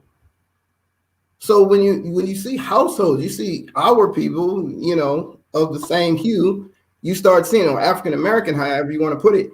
It doesn't matter the religion. The problem still exists across the board. Mm-hmm. The picking process is there's things missing in it. And we're relating a lot of the experiences or what has been maybe going on in community more so to women's choices over there maybe being issues or with certain ideologies that we have in community, maybe issues with, misogynistic viewpoints that have seeped into the deen. I'm just asking. I just want to make sure. What does that mean? I heard somebody say that earlier. Misogyny. What do you mean? What does it mean? Misogynistic means not because toxic masculinity is so worn out.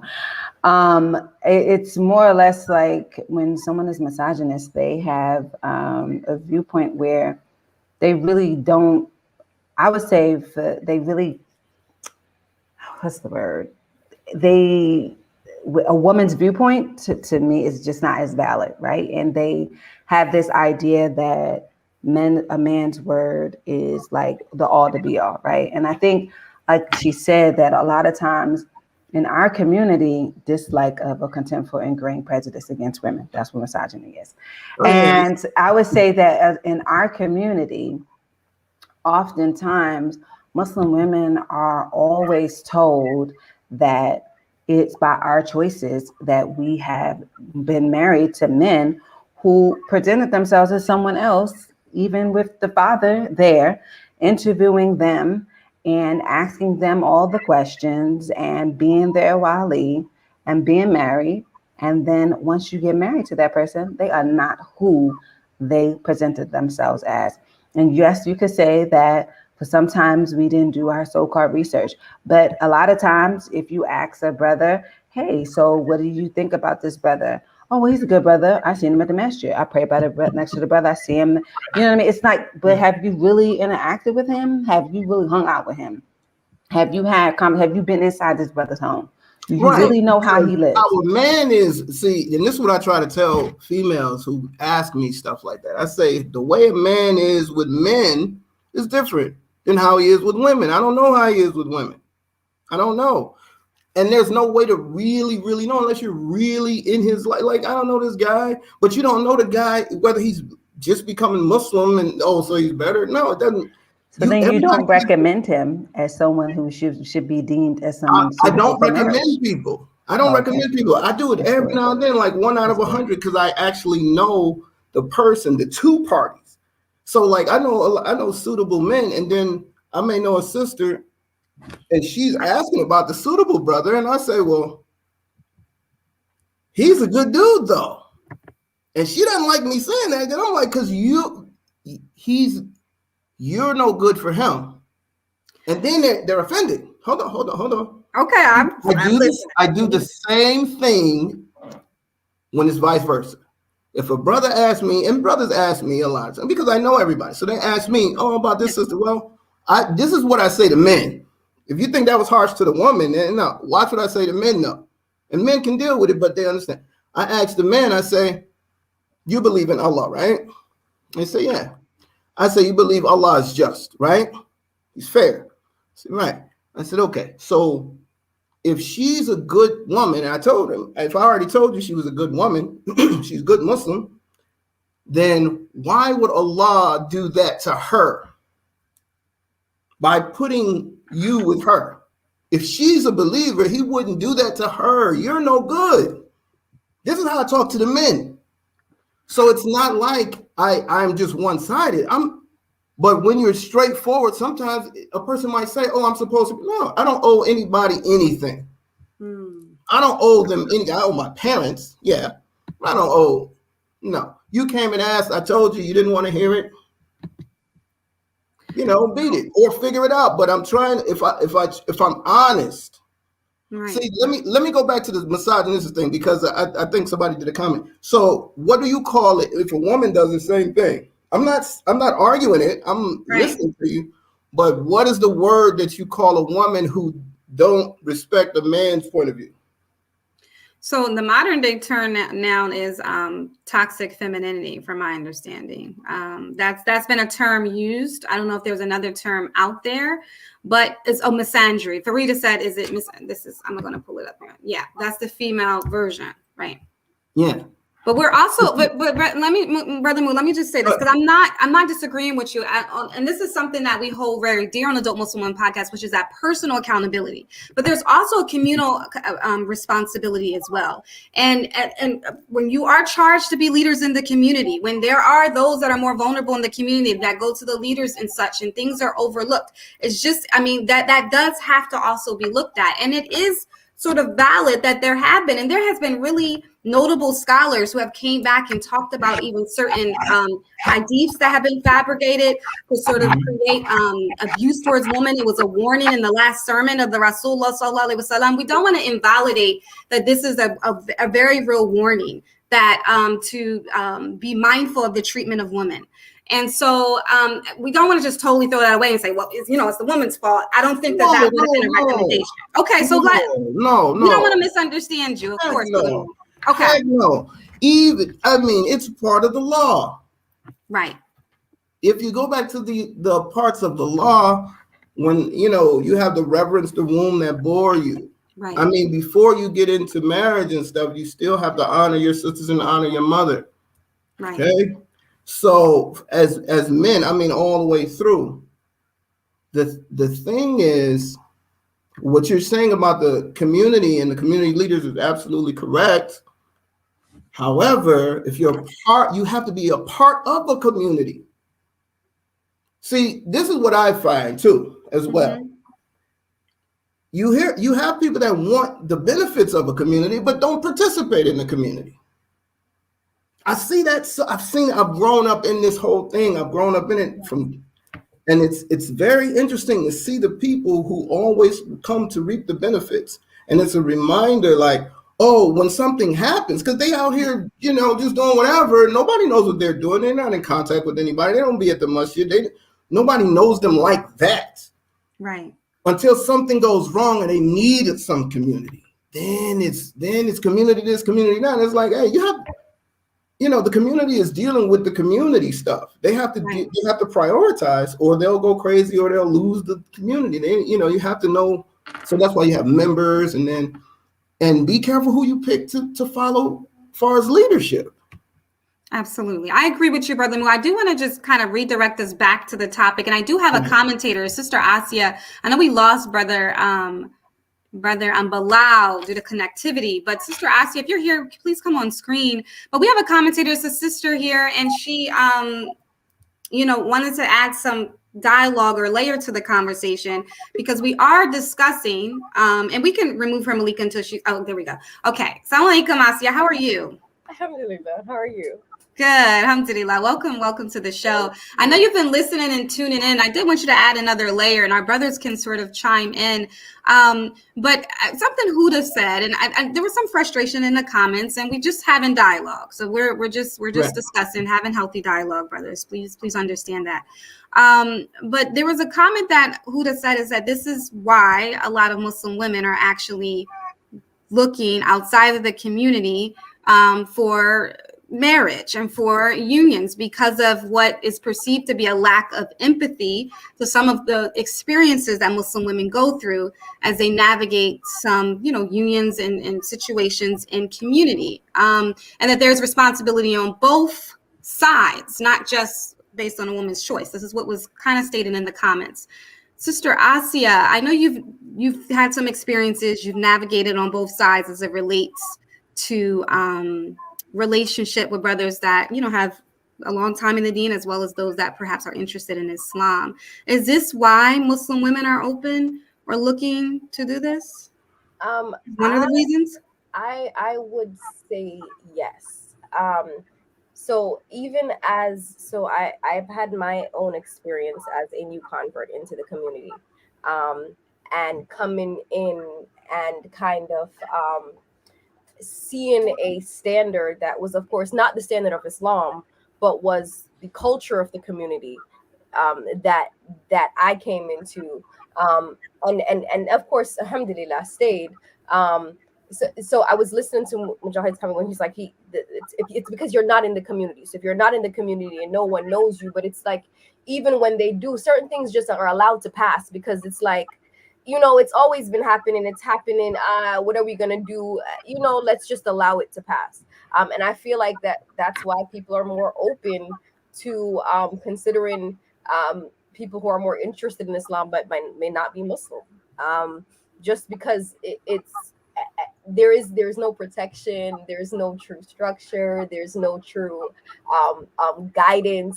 The guidance is there, but we don't follow it. And so it kind of leaves room for this, right? For this openness, and it leaves room for this this curiosity and this let's just see, because it's not there within our communities itself. So yeah, I would say yes.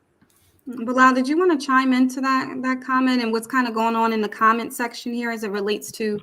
I think it started with your comment, to be honest, Bilal. I think Mu was given a different construct, so he got lumped in. But Bilal, I did start with your comment. They felt like it lacked empathy to Muslim women's experiences. I'm always triggering people, so I'm used to that. Everybody know me for that. The trigger. I just speak my mind. So what's your response? Well, actually, I just want to say, because I heard Mujahid saying some things. So I'm actually harder on men than I am on women.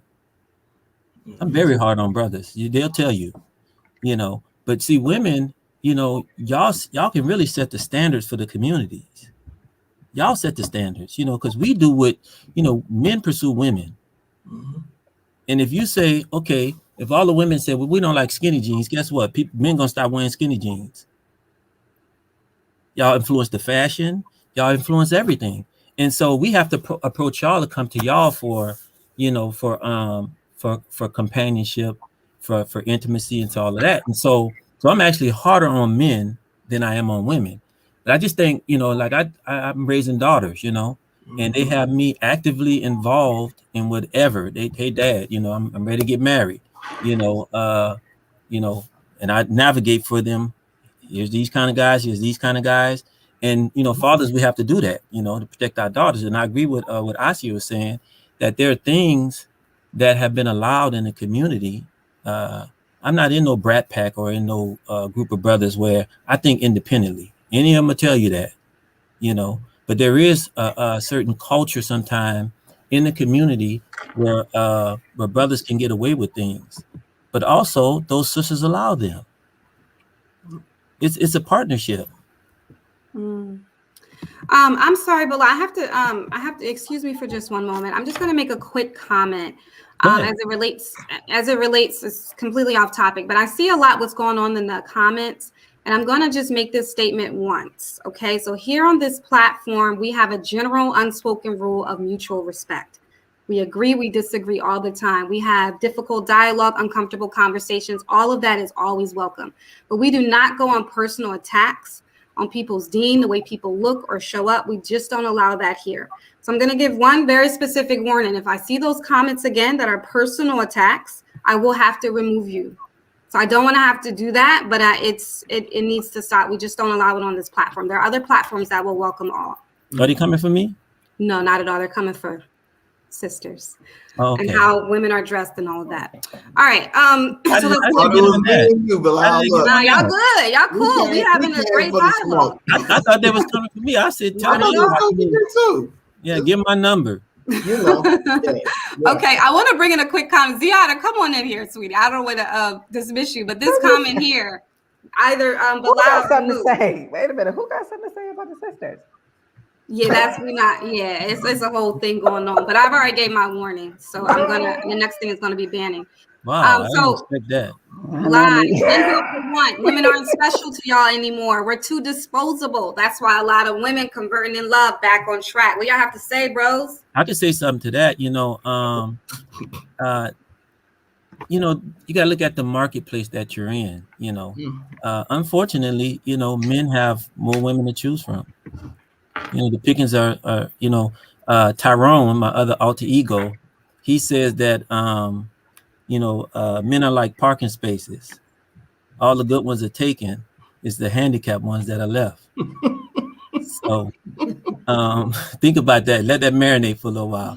But, the choices that I agree, the choices that women have are limited, but they also overlook, I think Mujahid was alluding to that there's quiet brothers, there's good brothers in the community that are not flashy, that are doing their thing, and they get overlooked a lot, And so, women just got to slow the train down, slow it down. And I agree with the sister what she said, that there are men, because they have so much to choose from, to where they can just traverse through a lot of women, but women allow them.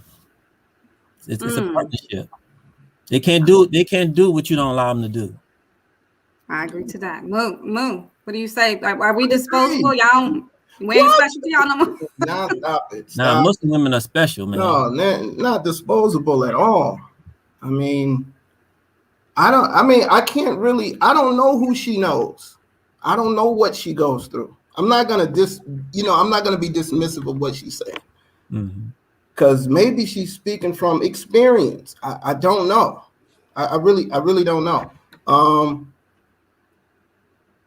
That's sad.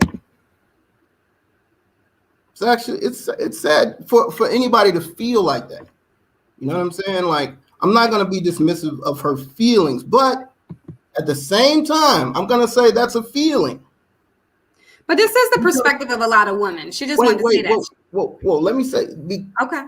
That's a feeling of maybe a lot of people. but that doesn't make it true. That Right. doesn't make it a fact. Like you can feel how you. Nobody can tell you how to feel or not to feel. But I mean, I don't think that men do. I I never mean, do. I don't know. yeah, I don't. I would. I mean, I would say, I think I would say, quite honestly, for Muslim men, I don't really think that they treat Muslim women as disposable, honestly, and I say that because they if they were born and raised Muslim, they were taught what we were taught, to get married and things of that nature, right? So their viewpoint, even when they come to you, is like, we have to get married, right? Mhm. And I think in the non-Muslim culture, you're taught to date, and you get your choice of, okay, you finally with this person for all these years, and it's like, oh, we've been together, so we might as well get married.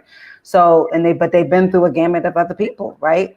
I Mhm. think sometimes when we say that, maybe coming from like maybe some of the older brothers in the community who may have done polygamy in a different special way, but I don't see it as a lot of Muslim men treating Muslim women as supposed. And I mean, that may be, and that's her truth. I'm not saying that that's not her truth, like Mujahid said, but I, I mean, from what I've experienced, right? And some of my marriages weren't the best, but from just my dad doesn't treat any Muslim woman as disposable. The Muslim brothers that I know that I'm close with, that I've grown up with, none of them have treated their wives as disposable. And some of the brothers that I'm just cool with, they don't treat their women like that. And it's not, and some do, right? But I would not generalize it like men treat women as disposable, because men go through it too. They're shy. They don't want to have rejection. They've been hurt. You know what I mean? I think we have to stop Sure. generalizing that men are just all cold. That's not the truth. That's definitely not the truth. Men really go through pain also. And sometimes pain manifests for them in a different way. It shows up differently. And it's sometimes they're not encouraged to go to therapy and deal with their trauma and their pain. They can't even cry. If Thank you you. cry as a black man, you seen as weak. You know what I mean? Right. So it's just, I think that's it's so important to We understand that.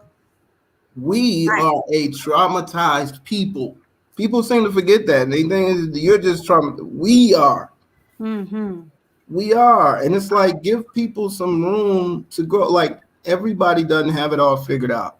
I've yet to meet someone who does. And I've met great men and great women all over the world. Right. I have. And it's like, and the more the better they are, like the more calm, and they smile and laugh, and they could be in their 80s or 90s and they're still a good, kind spirit. You know what I'm saying? Right. So it's like, I don't, or they could be 19 years old and maybe a hothead guy from, east side of Detroit, and he's Right. still got a heart of gold. So so so I've let me seen it though. But chime in. I appreciate you, brothers. I do want to chime in, and I know we're ending the we're coming to the end of the podcast. We're kind of a little bit over time, but I did want to just state, just in honor, and just in response, the sister did clarify she's not speaking of married men. We're talking about women who aren't yet married and this generation of men. Also, there was it's not really about, again, when people give comments or kind of giving general viewpoints, we're not making as a personal response to our commentators. That's kind of the space that we allow here. So we know for a fact that, sister, this is not about you. We're just structuring the conversation towards the comment. Brothers, just a reminder, if we could do that, that'd be great. But I did want to sort of like bridge in, and I know, Asia, you're still here, as it relates. I just don't want us to get lost with this, because I think that although I honor their perspectives and I hear what you guys are saying, but I think that what some Muslim women, I guess, are seeking, and Asia, you can chime in on this, is some sort of like empathy and acknowledgement, and just space to state their experiences without feeling as if they made just this horrible choice and they have all these issues and things like that. Is that sort of the mindset of Muslim women who are holding some of these viewpoints, in your opinion? Um, yes, because it's always. I feel like we're always the ones that Like I got married. I've only been married to men that have been Muslim their entire lives, that were born Muslim, and divorced from men that were born Muslim, right? And so it was interesting because it's like, um, whenever something happens, it's like, oh well, what did you do? Like, or what happened, what when, like, you're viewed as this tainted, the woman is viewed as this tainted, something has to be wrong with her, and it, like, as opposed to, okay, well, what was the structure of this, or what was the involvement, or what's the bigger picture. It's always singled out, and even if it's singled out to the men, it really shouldn't be singled out to either party. But it always is. So I think, yeah, making space for that safety of saying, okay, this is what I felt, this is what I felt went wrong, this is how I could have used more support, this is how, and allowing that to be a response, as opposed to, well, you shouldn't have done that, and you knew because so and so told you, like, I feel like it makes you, as I think another sister said earlier, it makes you kind of want to go to those non-Muslim men. It makes you like, okay, this other brother who is softer and more understanding, but he may not be Muslim, but sir, I'm gonna need you for you to study some Islam. It makes you more open to that, because it's like, oh, I'm being stoned in my own ummah, like, so why not look to bring new faces in, or into my world, since the faces that I see are continuously stoning me. I mean, it's stone in the comments, right? You see, it's continuous. It's. So yeah, that space is definitely necessary. And I want to just say that we do the same to our brothers. I always speak about that. So we're just talking about one layer of conversation, but I know for a fact we do the same thing. Stones are always thrown at the brothers, and I know you constantly dodge that. So we don't want to be dismissive of that, but we are having one sort of conversation and amplifying one issue. But Brother Bilal, did you have any sort of response to Sister Asia's experience and comment? Oh, you already said it. I mean, it probably happens on both ends. You Mhm. know, I think I've been beat up in all my marriages, but we all partners, we all friends. Um, that's 27 years with 3 women. So I don't have a lot of bodies and all that stuff. But yeah, I mean, everybody gets examined after a divorce. You're supposed to get examined, but you don't want everybody in your business. You don't want no, random Joe or Jill all in your business. But and it's unfortunate that we have communities. We're in communities that are not sympathetic and empathetic to people. When they get divorced and then one person is under attack. So, but I think it happens to both the brothers and the sisters. Mm-hmm. Okay. All right. And I can Brother see why. Movie? I can see why. I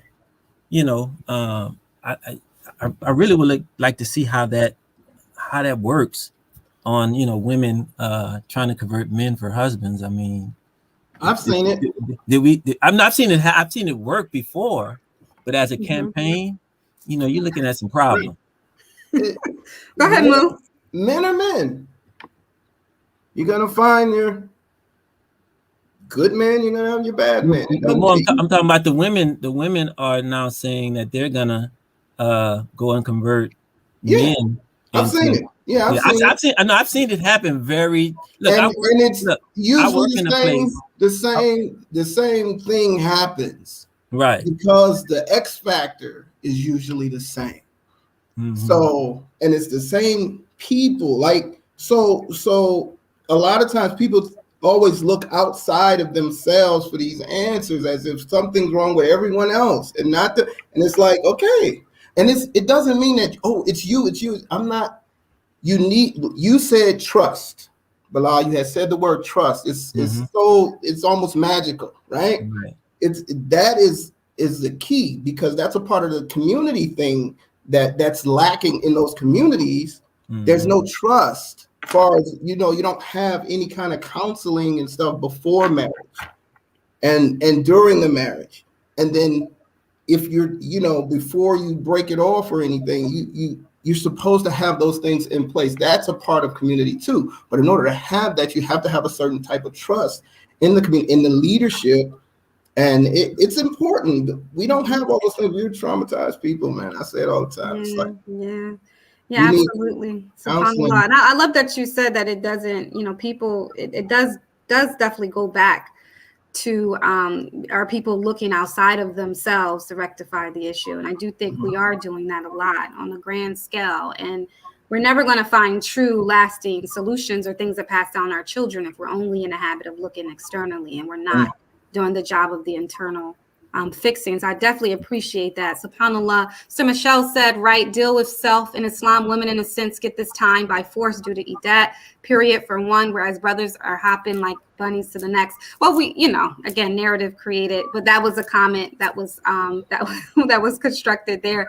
I definitely appreciate the conversation. I did want to just offer space to each person here on the panel. We need to wrap up, but I'm going to start with my dear brothers and just any final points of advice, any wisdom that you can drop as it relates to how we can better navigate these sort of difficult conversations and ultimately forge some better mutual understanding amongst Muslim men and Muslim women. Is it okay if I start with you, Brother Moo? Me? I was about to say. You want to start with Bilal? Bilal, any last bit of advice? Feedback, comment? Networking, if we're talking about, hooking up marriages and courting and all that stuff, you got to do a better job of networking. And the Prophet ﷺ said that if someone come and ask you about a suitor, asking you a question about that person, whether it's a woman or a man, you should readily give them that information. That's not considered backbiting. So if you know of someone, is interested in someone in your community and they say, well, can you tell me some things about the brother or the sister? And, you got to divulge that. If if he's a womanizer or he beat up on women, you need to tell that person that. Because if that person engages that person and marries that person, then they got to deal with the aftermath of that. And so it's important that, we network, we ask questions, the religion requires us to do an investigation, so look in the background. Don't just look at his stove or, skinny jeans, whatever you got on, you got to look beyond that and go into his community. I recommend talk to his exes. Talk to her exes, and get an idea if they're co-parenting. Okay, figure out, talk. That's a resume that you can talk to and kind of see what the characteristics of the person is. So network.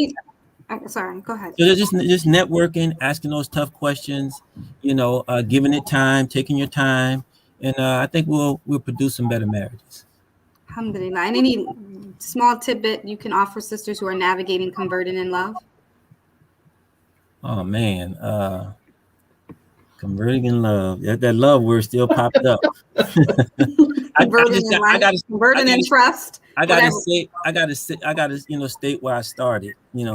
Only Allah makes Muslims. I work in a place. Y'all don't hear the phone ringing, but I work in a place where people call me. I'm in a jail. People convert all the time. And they convert for different reasons. You want somebody who converts for Allah and His Messenger. They make hijrah for Allah and His Messenger. And only Allah makes Muslims. I couldn't make myself a Muslim. Allah makes me Muslim. So just keep that in the back of your mind, sisters who are converting in love, that, Allah makes Muslims.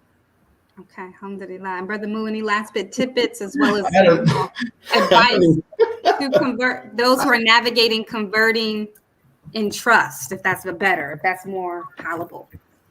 I don't know. No, it's called converting in love. I don't know. I don't know what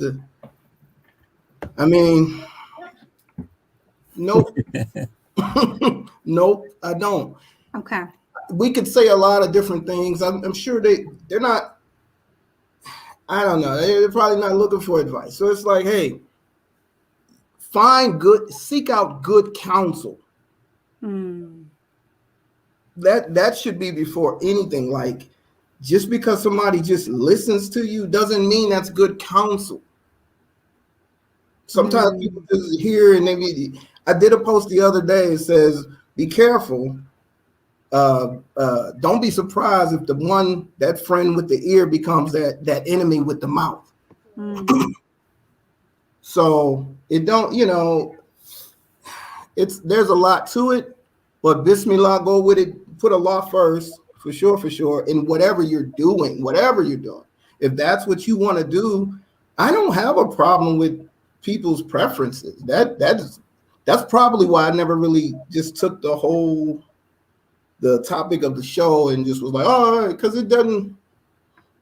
It's Right. like, okay, I've seen it, but what are you expecting so different? Right. Because you're still there. You're still there, and if you haven't done any growing since the last, we owe that to whoever we're going into anything with.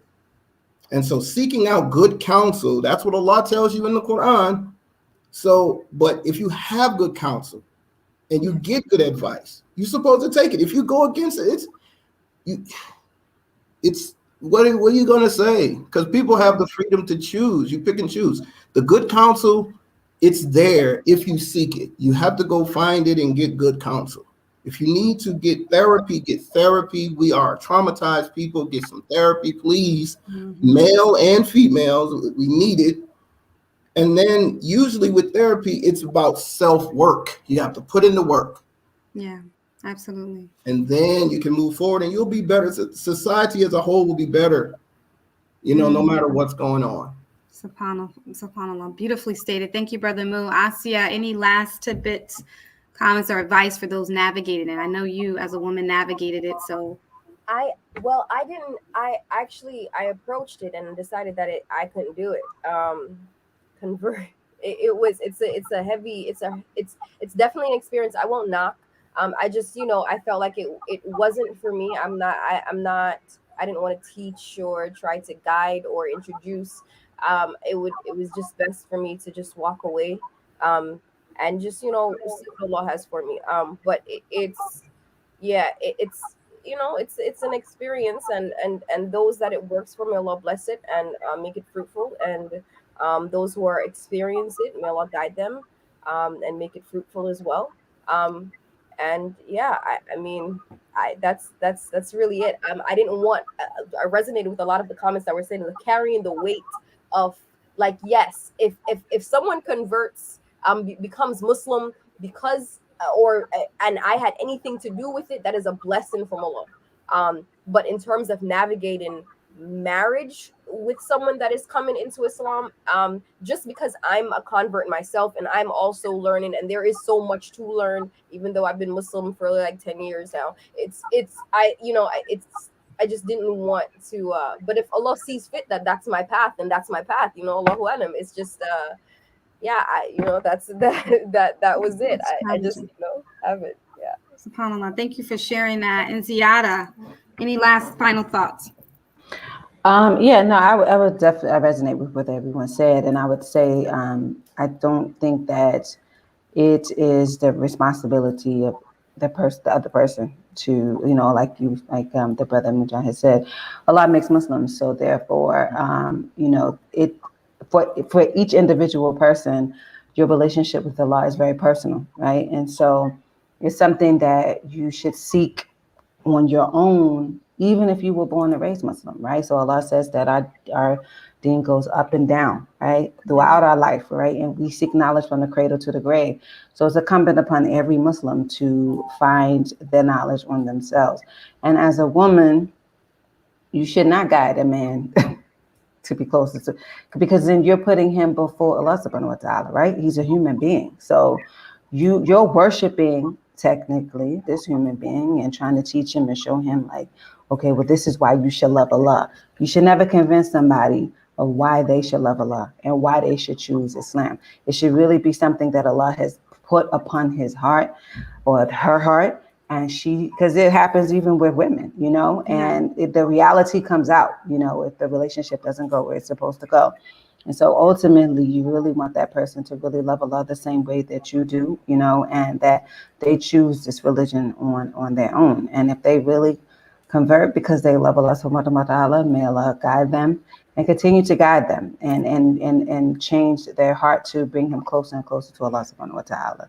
And for whoever chooses it, it's not that women are out here like, come on now, go down to the masjid and go take it. You know what I mean? Like, I think that's just the misconception. Like, and I would really hope that women are being more wise where you're really not doing that, because they really are worshiping you and not Allah. And that's not what you're supposed to do. And I don't think any of our guests or even the context of that conversation is about that. You know what the title is. The title, there's some sort of exaggerated, but the context is that, you know, your marriage is kind of sort of the end of that person's shahada journey. But I did want to thank everybody for being on the show. I did want to just offer this. This was a difficult, first of all, this was very difficult content to sort of create or approach. I personally received, you know, a lot of positive feedback, but also some challenging feedback. There was a lot of people that actually did not want me to do this show and live. And I see in the comments, there's just been a lot of what's said, a lot of sort of charged conversations and dialogues. And I just want to just advise that, you know, this is the starter place. We're not trying to solve any issues. It takes time to do that. We start with awareness, bringing awareness of an issue. We start with dialogue and conversations. We start with seeking to understand. Just because someone has a different perspective or experience, we don't want to be dismissive of that. And that includes our dear brothers.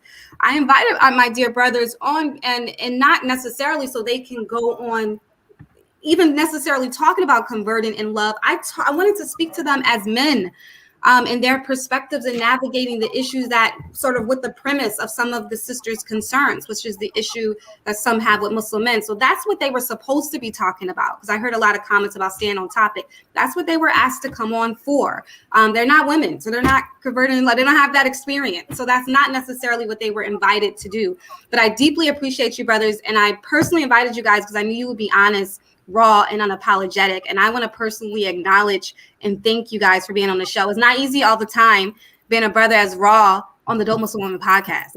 And so I definitely appreciate you guys both for being here. Thank you, Brother Bilal, for coming back. I know it was a trip last time too. But I want to say if you get any heat from anything I said, just send them my way. I like heat. So. But you know what, though? If we can't have honest conversations, how you expect to get married? Like, I mean, come on. Like, right. You know, you can't.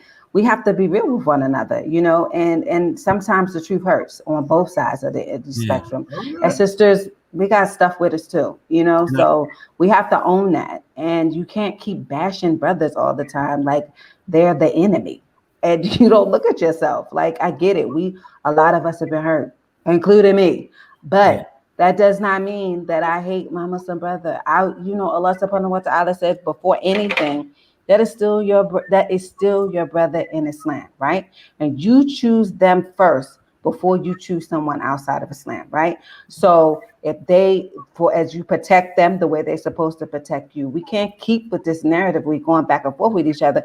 We're not going to move past anything else. And nothing else. And we also keep our brothers accountable with the same construct as well. We, you know, although we give this advice, women to women, we always hold each other accountable, but we also expect the same empathy, understanding, the same protection from our brothers as well. And I think that's I love your show too. The show is beautiful. You know, y'all tackling a lot of things.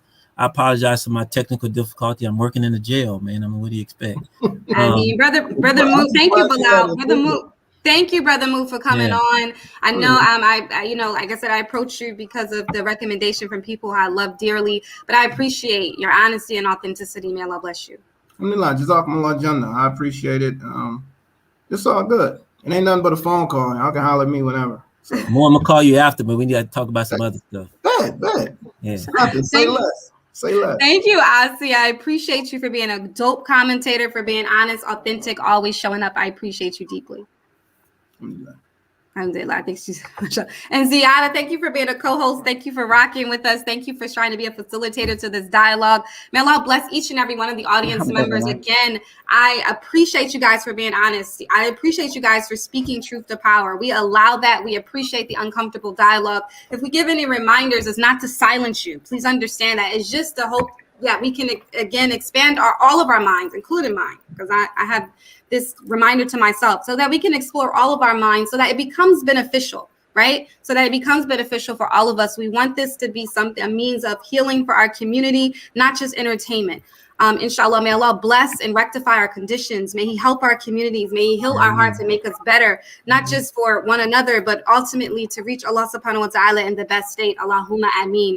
Jazakallah khairan. We look forward to seeing you guys back. What we're going into next is the dope Black Muslim love experience. So the next couple of weeks, you're going to see a whole bunch of Black Muslim couples, and they're going to be talking about a variety of different struggles and challenges and triumphs and experiences. And we're going to be creating a new narrative for our Black Muslim community, inshallah ta'ala. So jazakallah khairan. I love you guys radically. Assalamu alaikum wa rahmatullah. Wa alaikum assalam.